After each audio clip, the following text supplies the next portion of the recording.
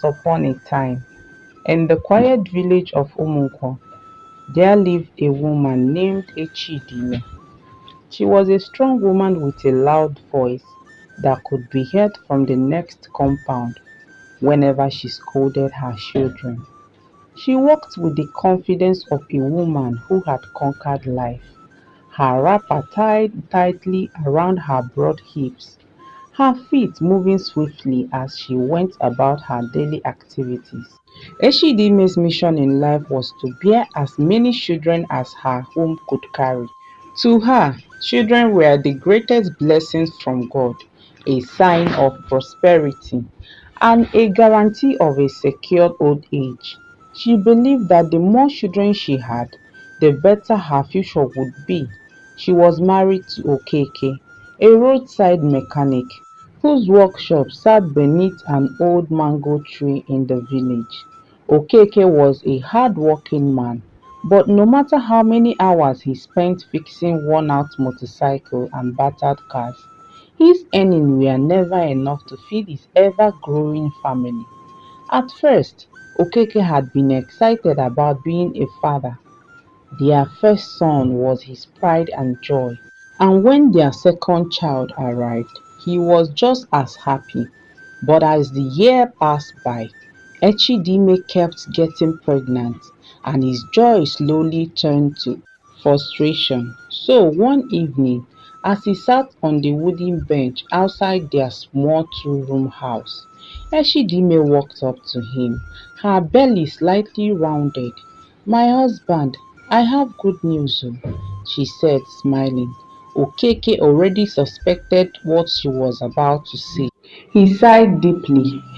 "Eshidime, please don't tell me that is what I'm thinking that you're about to say." She placed her hand on her waist. "Why are you frowning? I am pregnant." Okeke closed his eyes and rubbed his forehead. "Echidime, let's stop already. The ones we have are already enough. I can even barely feed them. Not to talk of bearing more. Please, it's okay. Let's stop." Echidime chuckled. "I will only stop once I'm satisfied." Okeke frowned. "What do you mean?" She sat beside him and leaned in closer. "I will only stop once I have achieved the number of children I want. You think I was joking when I told you I want a large family?" Okeke's face turned red. He opened his mouth and then he closed it back again. He was shocked to hear what was coming out from his wife's mouth. In that moment, he regretted his decision of getting married to Eshidimi. Instead of arguing further, he picked up his chewing stick and focused on cleaning his mouth. Eshidime laughed at his silence and walked back inside the house. She had won the argument. By the time Eshidime had her 10th child, the villagers had already started talking.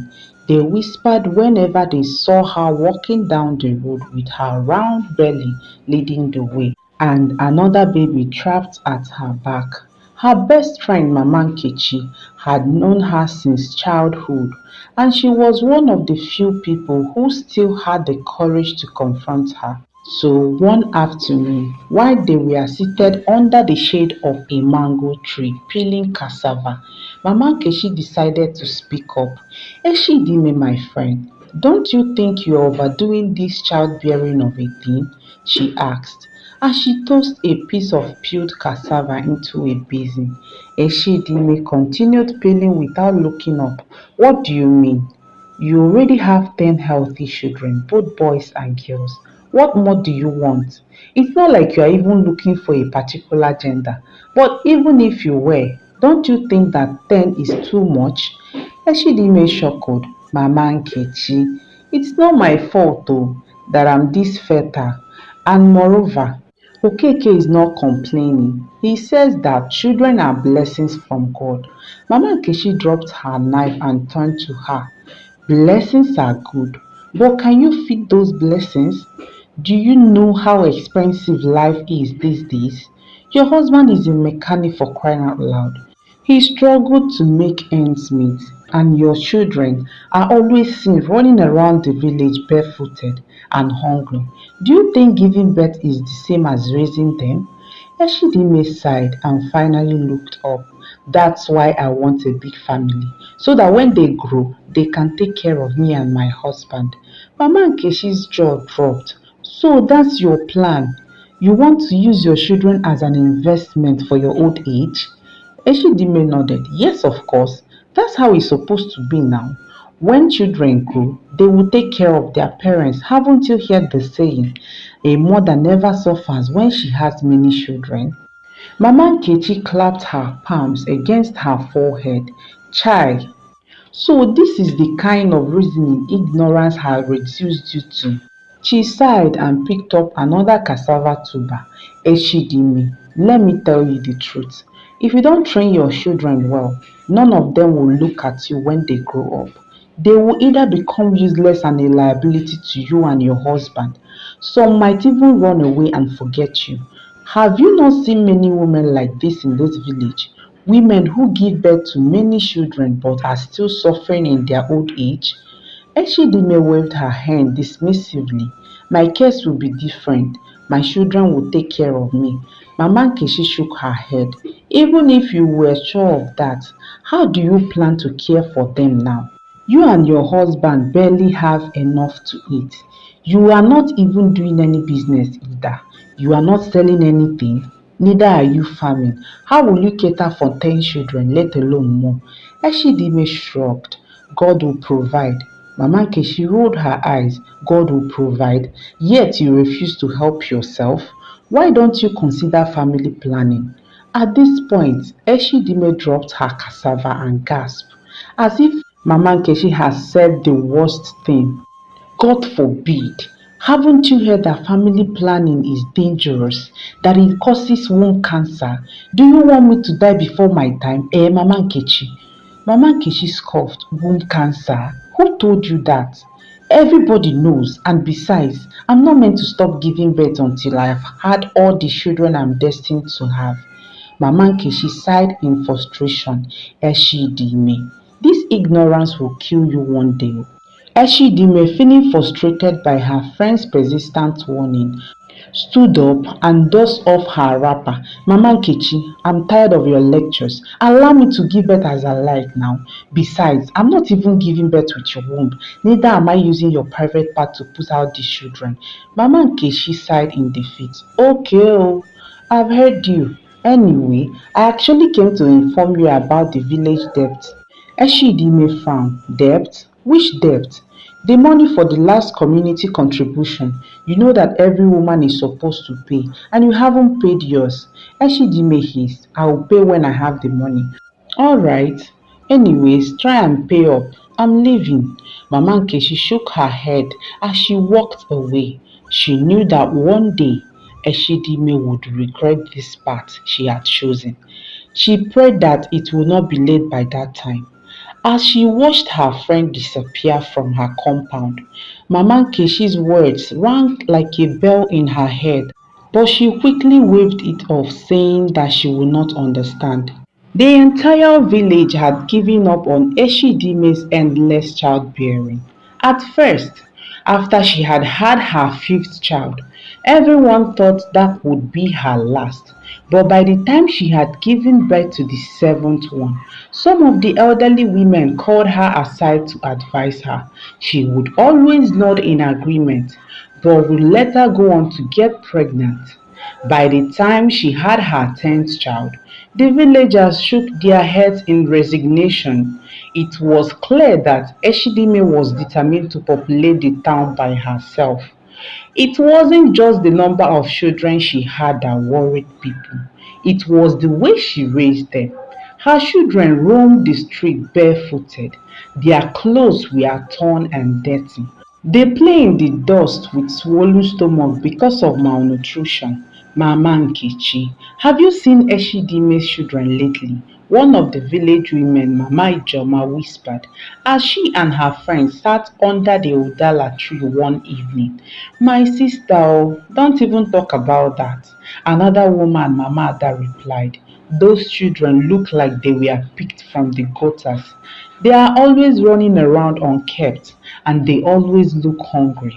What surprises me the most is that she keeps having more children. Mama Ijoma continued.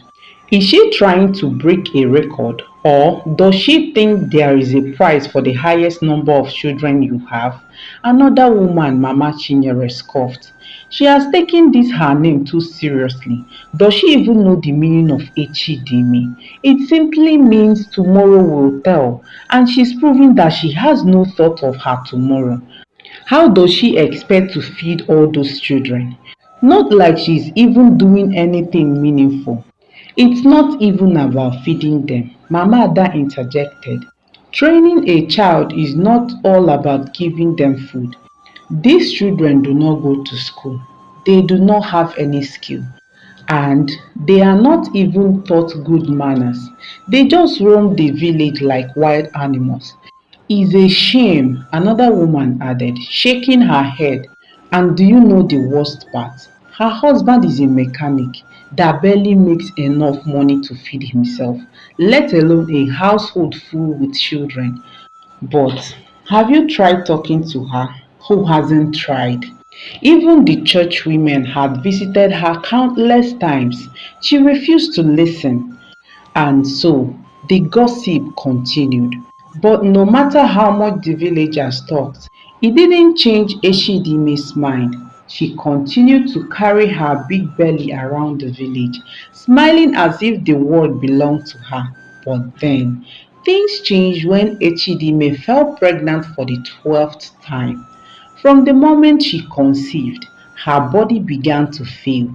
Unlike her previous pregnancies, which had been smooth and easy, this one came with unrelenting sickness.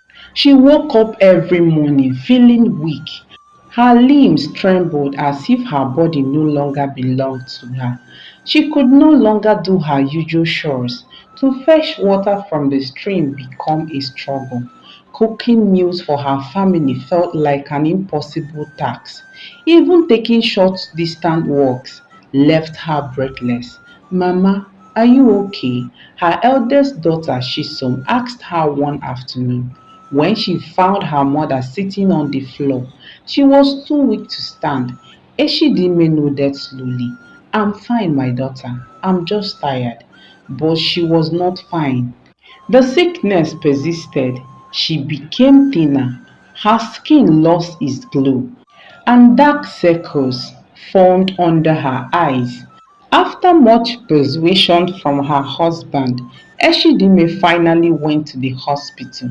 At the hospital, the doctor, an elderly man with silver-rimmed glasses, examined her closely. He took her blood pressure, checked her heartbeat, and asked her several questions. After a long silence, he sighed and shook his head. Madam, I have to be honest with you, he said gently. This pregnancy is a serious risk to your life. Your body is too weak to handle childbirth. Eshidime swallowed hard. Doctor, are you saying I will die? No, I am saying that if you don't stop, your body might not survive. The doctor replied, you have already had 11 children. Your body is exhausted. If you continue like this, you won't live to raise the ones you already have. Eshidime shifted uncomfortably in her seat. Doctor, I've heard you, she said. The doctor leaned forward. Madam, I'm not just advising you, I'm pleading with you. Please, after this pregnancy, consider family planning. Even if you don't have the money, don't worry, I'll personally pay for it. Eshidime hesitated. The doctor's words rang in her ears, but deep inside, she still held on to her belief that giving birth was her divine purpose. After a moment of silence, she nodded and said, all right, doctor, I've heard you. Thank you very much. But in her heart, she had already made up her mind not to stop. And she would not go for family planning either. As months dragged by, Echidime's condition worsened. She was sick throughout the pregnancy. She was barely able to get out of bed. Her children was too young to fully understand. They watched helplessly as their mother grew weaker every day. Then, one fateful evening, the labor pains began. It was a long and difficult labor. Okeke rushed to the hospital, his heart racing.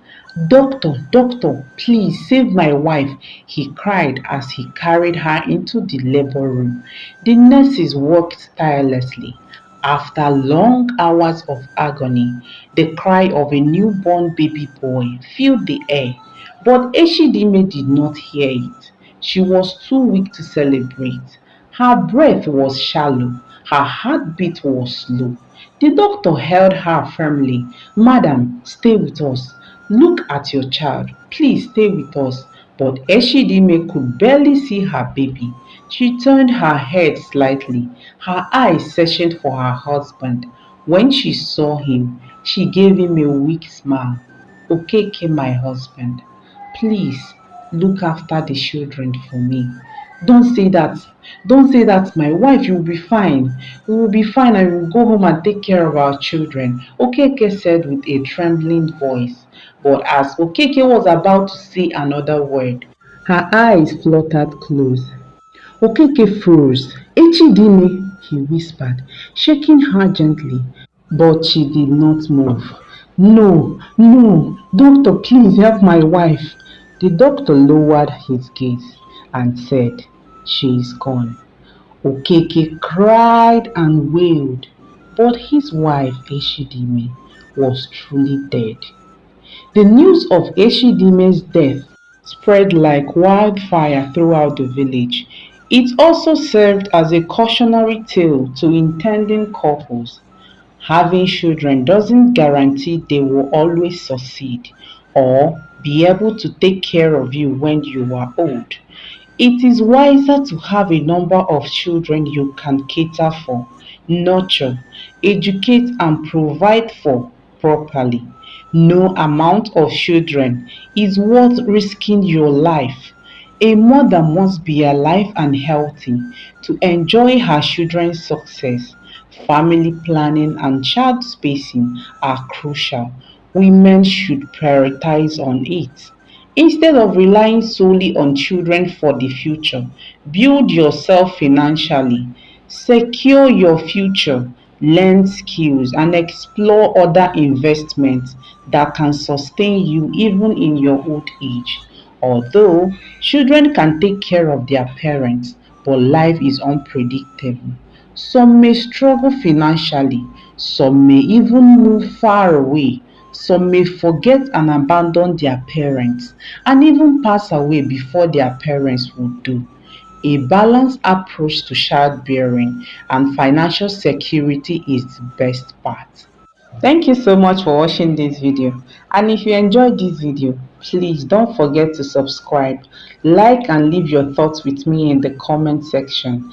Till I come your way again with another enchanting and interesting story. Remain blessed.